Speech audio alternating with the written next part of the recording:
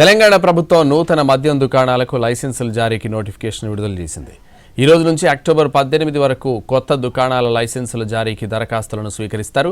October 23న కొత్త దుకాణాల కేటాయింపునకు సంబంధించి డ్రా ప్రక్రియ నిర్వహిస్తారు.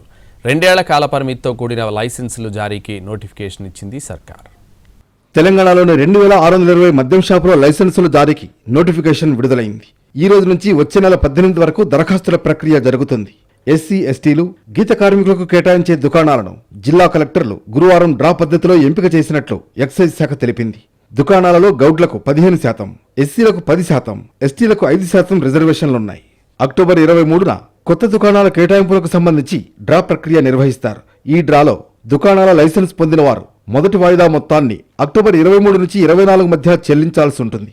లైసెన్స్ ఫీజు మొత్తాన్ని 6 విడతలుగా చెల్లించే అవకాశం కల్పించారు. డిసెంబర్ 1 నుంచి నూతన దుకాణాల లైసెన్స్ అమల్లోకి వస్తుంది.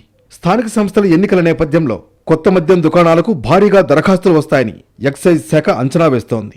ప్రస్తుత మద్యం దుకాణాల లైసెన్సుల గడువు ఈ ఏడాది నవంబర్తో ముగియనుంది.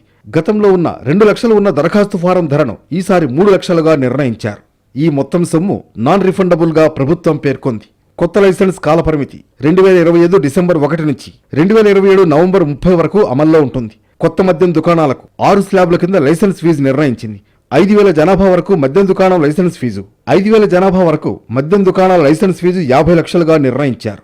5,000 నుంచి 50,000 జనాభా వరకు మద్యం దుకాణం లైసెన్స్ ఫీజు 55 లక్షలు, 50,000 నుంచి 1,00,000 జనాభా వరకు మద్యం దుకాణం లైసెన్స్ ఫీజు 60 లక్షలుగా నిర్ణయించారు.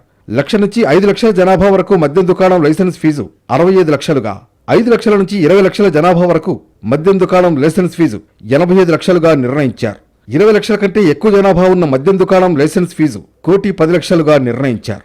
మొత్తానికి నోటిఫికేషన్ విడుదల కావడంతో తమ అదృష్టం పరీక్షించుకునేందుకు రెడీ అయ్యారు మద్యం వ్యాపారం.